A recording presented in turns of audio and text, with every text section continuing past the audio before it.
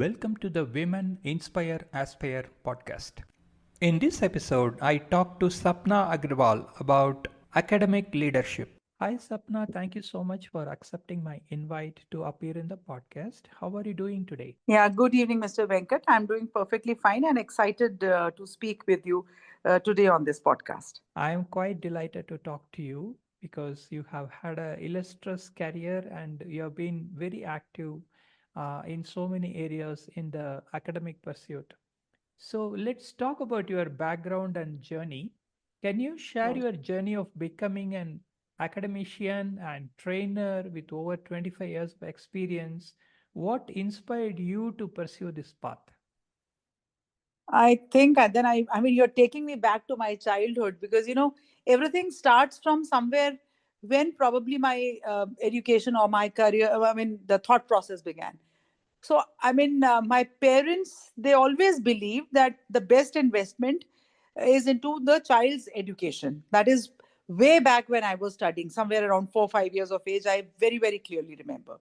And it Mm-hmm. so happened, they always, like we were two sisters and a brother. I'm the eldest one. And it was always like, keep setting examples, do whatever you like to do. So, they gave us a lot of skills. I remember along with academics, I was exposed to dancing. So I learned Kathak as dancing. I did try Bharatnatyam, but I couldn't pick it up very well. I was exposed to playing sitar, a couple of instruments. Of course, sports. So everything. So they completely believe that the skills, the sports, everything matters. We do not know that what scaffolds later on in life, and it so happened. So luckily, so I'm trying to bring this whole long story of so many years into a few sentences.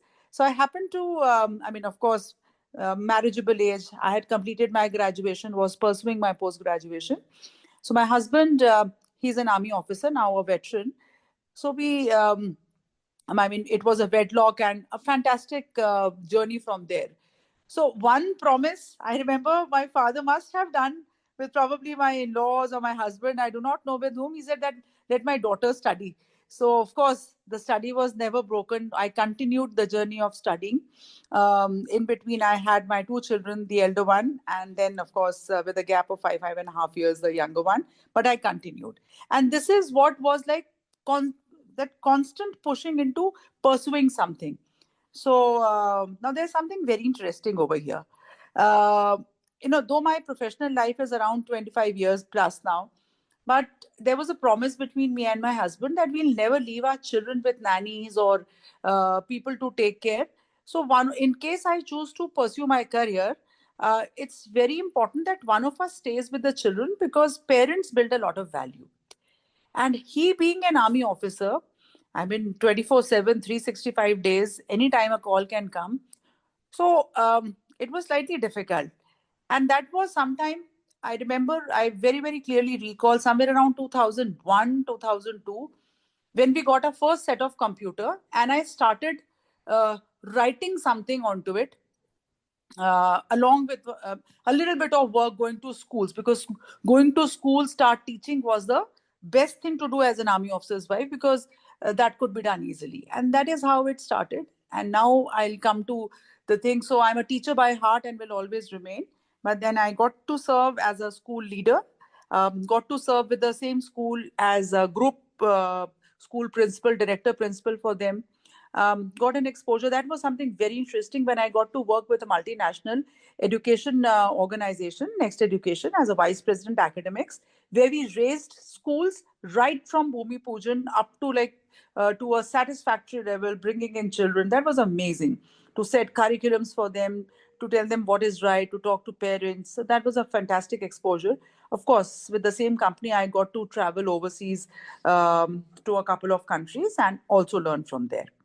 Then I tried my own bit of doing something. That entrepreneurial thing had started coming to me, and that was I Big Wonder. We called it as I Big Wonder Intelligence School. I experimented with my school, which was a very successful journey to begin with as a kindergarten school. But the challenge after running it successfully for 5 years was both our buildings were in rented premise. And again, the question came that, the recurring cost is so high that we have to take a conscious decision that it won't work. So at that point of time, uh, we took a conscious decision. The city supported me. I'll be with, like, really, really thankful. The children of the schools we absorbed in the other schools without any noise happening in the city, that, so and so has started a school and she's closing it or something like that. So there's a lot of gratitude to my own city, Kota, where we did this thing. And when all this was happening, came COVID. By the time we had also started, another vertical of I Big Wonder, where we were helping schools into training and getting the schools onboarded for their complete academic planning.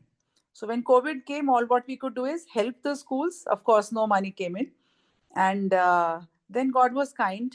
I got to serve in a new startup, and the challenge was to raise a vertical for pre-sales, post-sales, and see that the training happens in the school very effectively.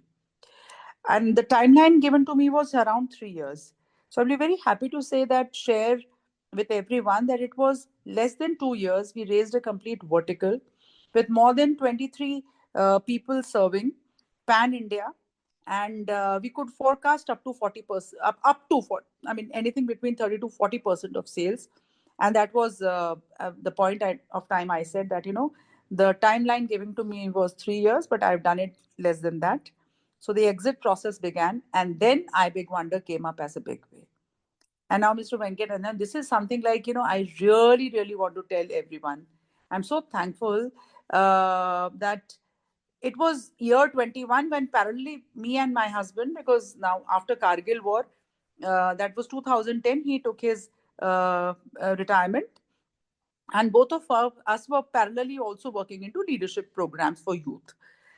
So we started researching when COVID was there, that everybody is talking about economy, everybody. So, what are the gaps which NEP is highlighting? That is the National Policy of Education 2020. And we identified that it was, of course, vocational skills. It was, of course, life skills. It was, of course, social emotional learning, leadership. So the schools were doing things. It wasn't that they were not. So how do we say that they were not doing? But what we observed was that we were just doing a workshop in the school, or somebody was doing teaching like financial literacy in the lesson of mathematics books as money. So, children actually started getting scared of the entire number sense. So we thought, can we start creating an organized, structured skills curriculum? And that was a challenge again. When we started visiting various platforms like NCRT, uh, what CBSE offers, various curriculum, various, they have a lot of books available. We started reading a lot, and we found everything is so good, but that is all academics, pure subjects. When it comes to vocational skills, when it comes to life skills, specifically nursery to grade 8, there was a whole lot of vacuum. And I think that is where my peso as financial literacy, money mindfulness, entrepreneurship, and responsibility, my first title series for grades 1 to 8 came into picture. And we launched it in January 24. We are very happy to share that we were able to very successfully pilot it with nearly 10,000 children across the country, of course, with the schools. And then the second book series, Skill Me, where we talk about almost every life skill which is important to a child in life, which we as adults many times have felt, hey, somebody should have taught us. I mean, why was this not taught in school? So, we started collecting ideas from lots and lots of people, stakeholders, parents, teachers, school leaders, school owners, children themselves, youth, and we started identifying what they require. And we've done, again, I mean, we are very happy, of course, to say that your baby is good. I mean, any parent would say, but then we are getting these feedback from the people, those who are using it, that the Skill Me book series, that is for nursery to grade 8, we've done again a fantastic work. So I think I've tried to bring in a lot of things in a couple of minutes, and thank you for this, Mr. Venkat. Okay, great. Now let's talk about the curriculum and your workshops. What Yeah. challenges did you face in conceptualizing and setting up the schools, and how did you overcome them? And also, could you elaborate on your work with armed forces families, if at all, and how did it influence your leadership and training style? Yeah, sure. I mean, again, I think this is one of the most profound questions you've asked me because it takes me down so deep. In fact, and getting married to an army officer has shaped me up so very well. I mean, I got the opportunity. So there were times when everything I had to do all alone, though there was always support. I mean, armed forces, they take care. We are very well looked after. But when he is there in the field area, I mean, Kargil was again, I mean, it was 99 and it was just 3 years of married life when he was there. For days and months, we had no communication. I had no idea. So, you learn, I mean, that shaped me up that, as a young spouse, one does not know what happens. And then the official letters from I mean, the forces, the head office of the armed forces, it keeps coming that, you have to sign next of kin. So all those things, they started saying, one has to be very strong. And before that also, in fact, there's something very interesting. I don't know how people would react to it. So I was like, even my father, my parents, they made us very independent. Like, I was driving a two-wheeler, but I come from a very simple background. So we never had car at my home before marriage. uh, all what we had enjoyed was a two-wheeler scooter. So when we got married, the first thing what my husband asked me was a couple of things what I know. So I thought it could be that was before marriage. So I thought, he's trying to check what I know, what I do not know. I said I don't know how to knit, I don't know how to sew, I don't know anything. So I kept telling him what I don't know. So probably he made a list of a couple of things that she does not know this. So when we got married, so he said, "See, my dear, you have to learn how to drive because there'll be times when you'll have to drive yourself. And later, when we have children, maybe you have to drive them to school. You'll have to learn swimming because the survival is very important. In fact, he said you should have self defense classes because once you are able to defend yourself, you'll be able to defend everybody around you when I'm not there or when times require." So he immediately pushed me into another set of skills. There were certain skills which were built before marriage along with my academics, and there were certain skills he pushed me practically into it. So that was again, armed forces. I think it teaches a lot of things. So all these things, I'll say that I kept accumulating. I'm a very good learner, and when I say there are many people who say they are very good learners, but I'm seriously a very good learner. Somebody who even, though there are very probably very few instances when somebody would have told me that I'm doing something wrong because I try not to do anything wrong consciously. But even if they are telling something wrong, I try to learn. Oh, I mean, at zero cost, this person is trying to teach me something. So I've tried to learn from everywhere, anywhere, everyone. And I mean, the person probably who's, I mean, of no capacity to teach me can also teach me. So I'm a very, very good learner. And so when I got into teaching, when I like was also parenting my first son, I again started reading a lot of things. And I again, I mean, identifying gaps was, I think, which came to me naturally.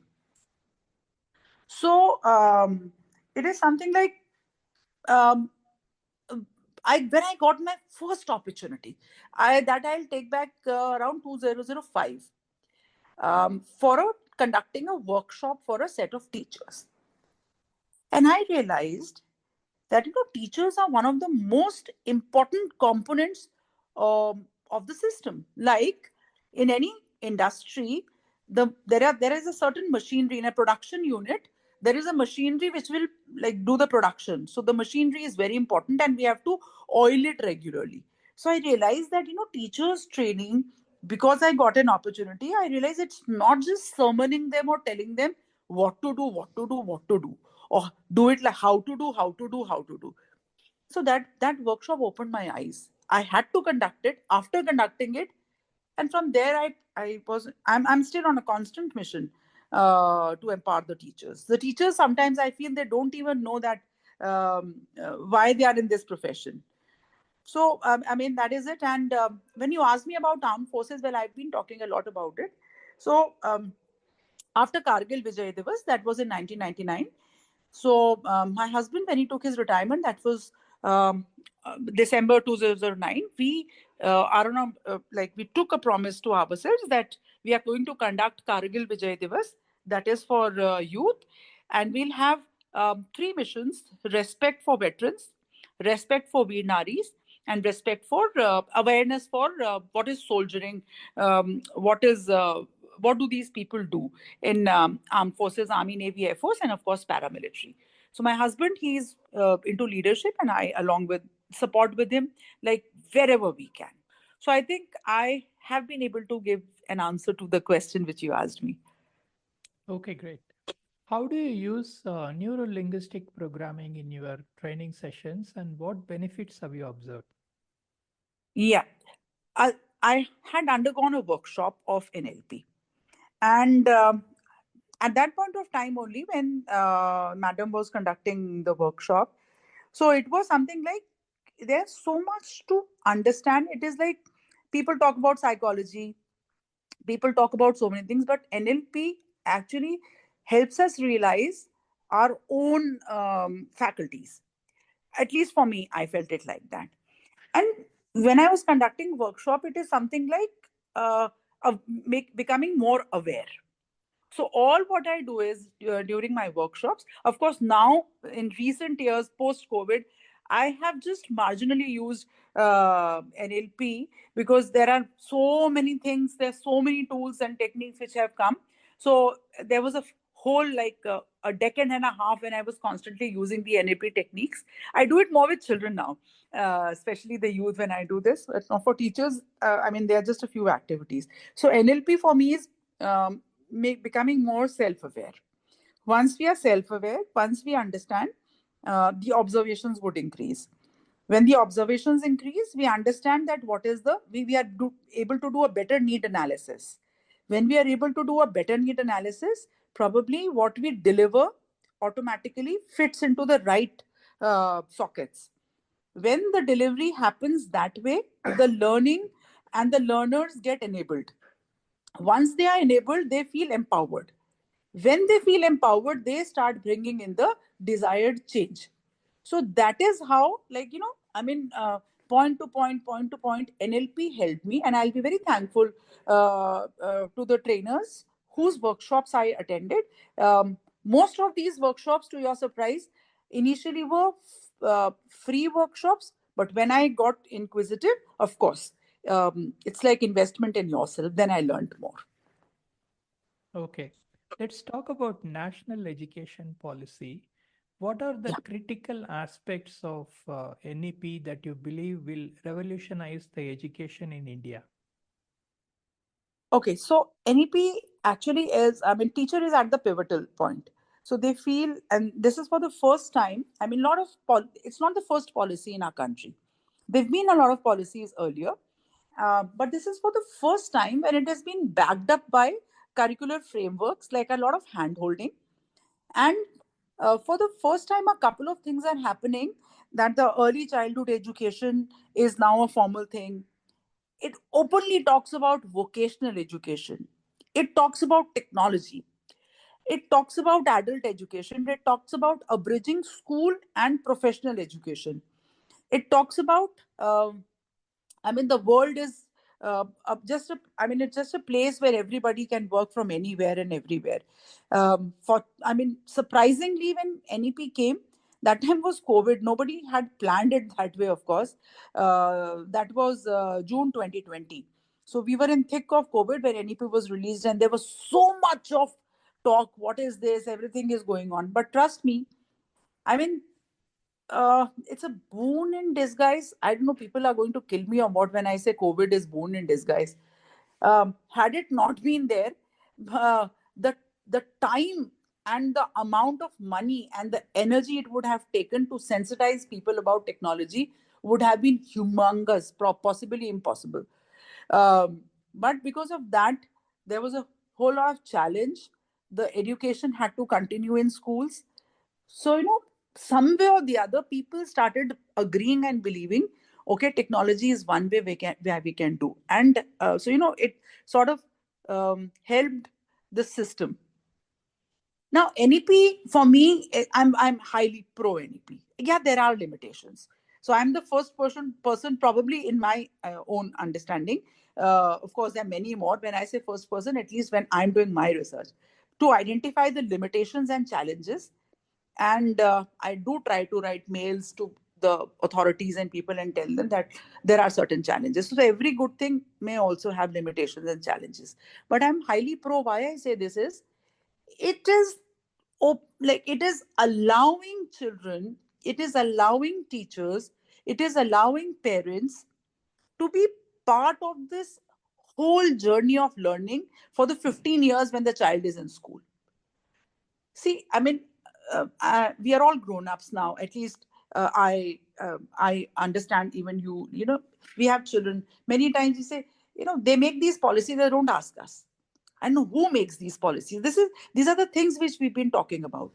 Then we'll say that, hey, nobody tells the teachers what do the children require. Okay, why don't they ask the parents? They know the children are doing well at home. Possibly the mood of the child was not good. That is why the child did not perform well in the examination. So if you go to NEP, now NEP has brought all stakeholders in the process. So when it is holistic progress assessment, the parents are assessors, the peers are assessors, the teachers are assessors, and the best thing is the child, I mean, themselves are assessors. So, nobody can say even if the teacher say, hey, you did not do well, the child has a right to assess and say, I could have possibly done well. I didn't do well because I didn't understand this. So now imagine, there's so much of transparency. Of course, it will take time to settle. It will take time for everybody to absorb, and it will take time for everybody to actually implement it properly. There's still a whole lot of percentage of people who are still thinking, will it happen, will it not happen? So NAP is something, again I'll repeat, nothing new, but very structured. uh, it is telling people step by step, don't even wait for the government. We have suggested certain things. Now it is up to you how fast you can take it. So, if you allow me, I just want to add example of financial literacy. So, financial literacy, they've already started doing proper board exams in grades 9, 10th, 11th, 12th. NCRT has brought it through Prajakta from up to grade 6, and they are working up to 3. So, they are giving signals to people. You don't have to wait for us for instructions. We have given you a signal that these things are going to come. Now, infused manner, you start working very hard on it. So, how textbook people have to make textbooks, what are the expectations? I mean, NEP and NCFs are even suggesting people, how your classrooms can be designed. So they are all suggestions, basic, bare minimum suggestions. That is like, if you don't know, okay, at least apply this. So that is where the learner centric things automatically come. So NEP is something very nice. I can go on talking about hours and hours and days about NEP and NCFs. Okay, great. So let's shift gears and talk about your hobbies and interests apart from work. What do you do? Also, I love dancing.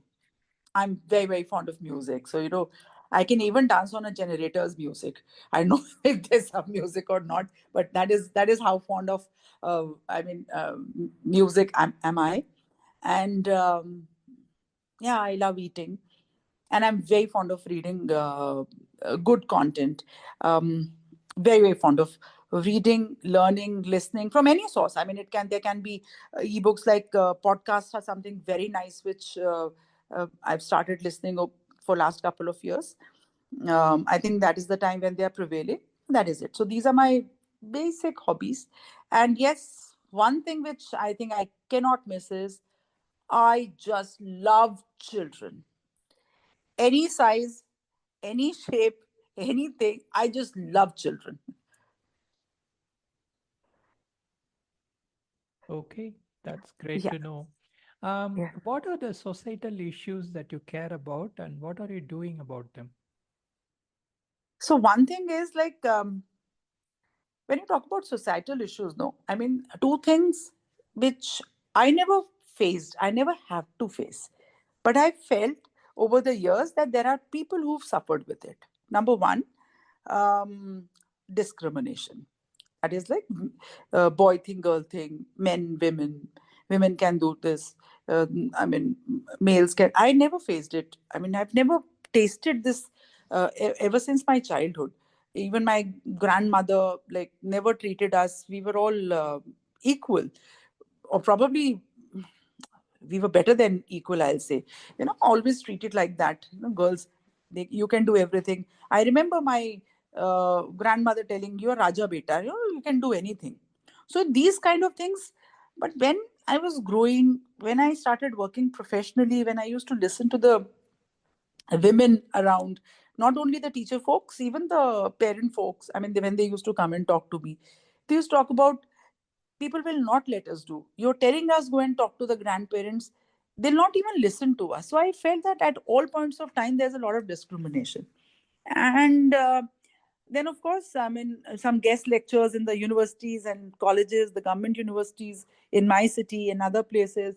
Again, when I started speaking to, and of course, a lot of observation also. So this was one thing which was always hurting. That why there is like I mean, why do we have to actually segregate people?